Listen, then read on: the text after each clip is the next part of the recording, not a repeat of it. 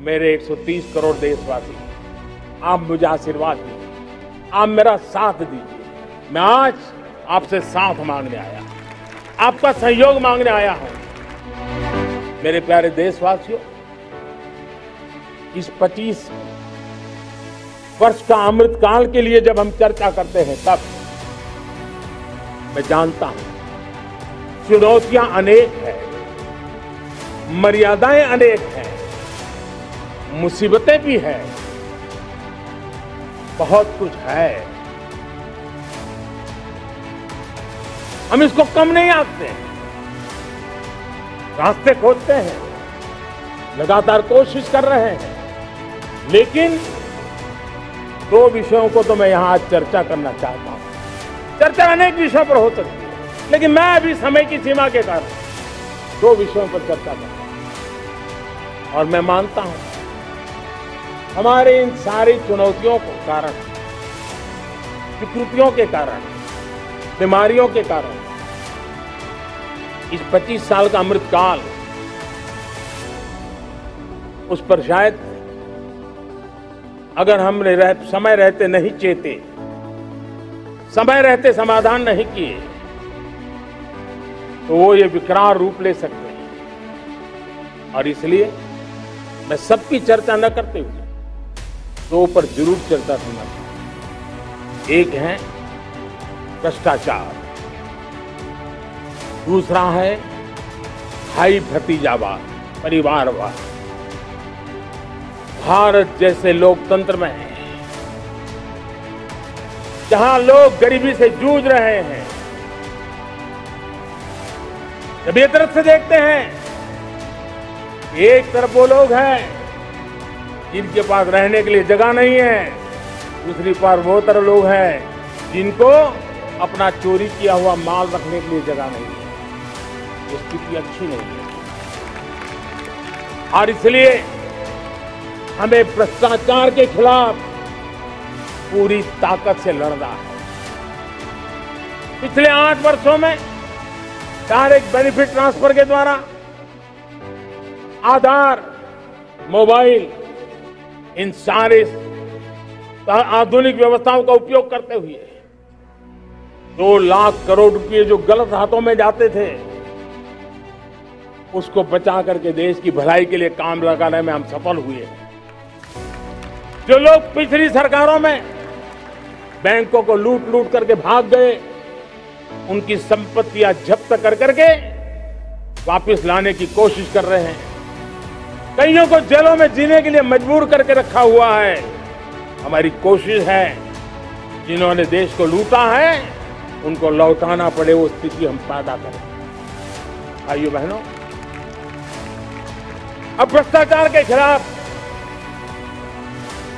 मैं साफ देख रहा हूं कि हम एक निर्णायक कालखंड में कदम रख रहे हैं। बड़े बड़े चमरबंदी भी बच नहीं पाएंगे। इस मिजाज के साथ भ्रष्टाचार के खिलाफ एक निर्णायक कालखंड में अब हिंदुस्तान कदम रख रहा है। और मैं लाल किले की प्राचीर से बड़ी जिम्मेवारी के साथ कह रहा हूं। और इसलिए भाइयों बहनों, भ्रष्टाचार दीमक की तरह देश को खोखला कर रहा है।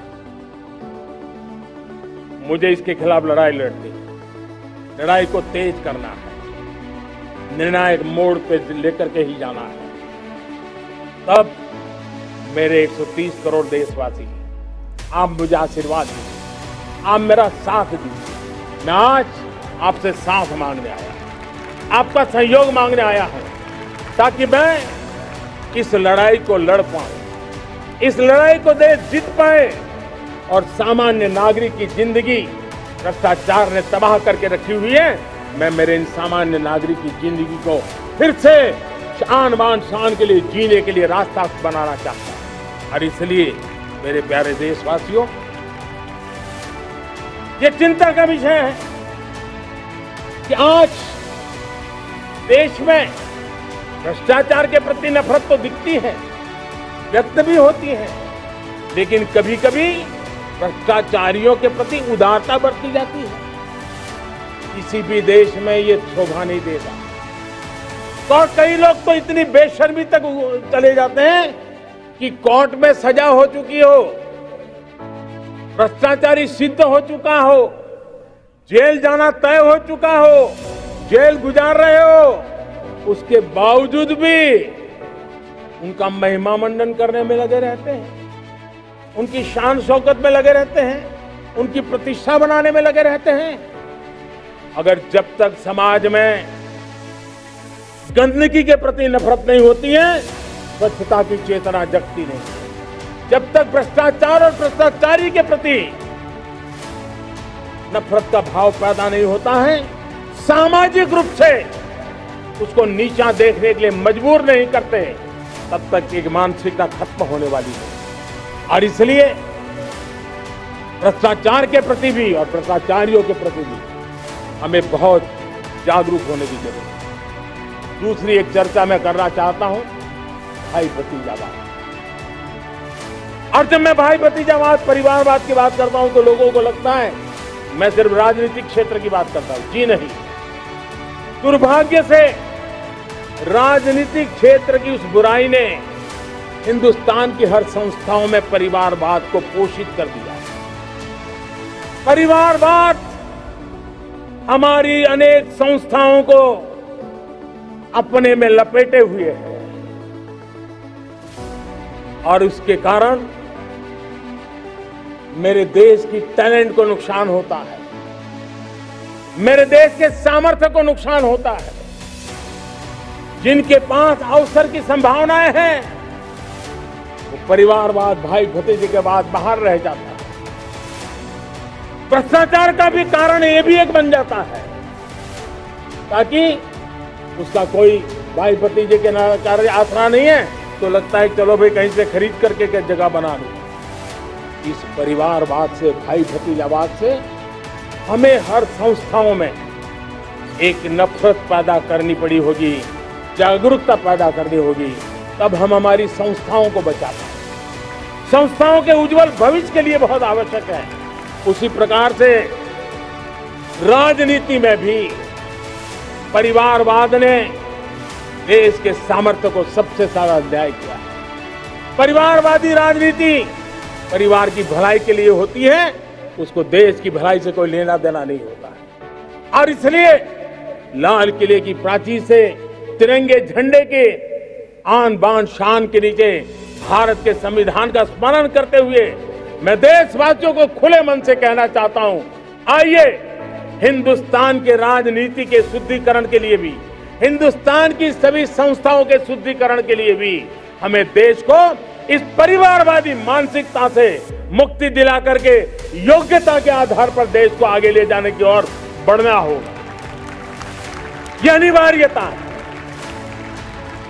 वरना हर किसी का मन कुंठित रहता है कि मैं उसके लिए योग्य था, मुझे नहीं मिला क्योंकि मेरा कोई चाचा, मामा, पिता, दादा, दादी, नाना, नानी कोई वहां थे नहीं। ये मनस्थिति किसी भी देश के लिए अच्छी नहीं। मेरे देश के नौजवानों, मैं आपके उज्जवल भविष्य के लिए, आपके सपनों के लिए, मैं भाई भतीजावाद के खिलाफ लड़ाई में आपका साथ चाहता हूं। परिवारवादी राजनीति के खिलाफ लड़ाई में मैं आपका साथ चाहता हूं। ये संवैधानिक जिम्मेवारी मानता हूं मैं, ये लोकतंत्र की जिम्मेवारी मानता हूं मैं, ये लाल किले के प्राचीर से कही गई बात की ताकत में मानता हूं और इसलिए मैं आज आपका अवसर चाहता हूं। हमने देखा पिछले दिनों खेलों में, ऐसा तो नहीं है कि देश के पास पहले प्रतिभाएं नहीं रही है, ऐसा तो नहीं है कि खेलकूद की दुनिया में हिंदुस्तान के नौजवान, हमारे बेटे बेटियां कुछ करनी, लेकिन सिलेक्शन भाई भतीजेवाद की चैनल से गुजरते थे और उसके कारण वो खेल के मैदान तक, उस देश तक तो पहुंच जाते थे। जीत हार से उन्हें लेना देना नहीं था, लेकिन जब ट्रांसपेरेंसी आई, योग्यता के आधार पर खिलाड़ियों का चयन होने लगा, पूर्ण पारदर्शिता से खेल के मैदान में सामर्थ्य का सम्मान होने लगा, आज देखिए दुनिया में खेल के मैदान में भारत का तिरंगा फहरता है, भारत का राष्ट्रगान गाया जाता है, गर्व होता है और परिवारवाद से मुक्ति होती है, भाई भतीजावाद से मुक्ति होती है, तो ये नतीजे आते हैं।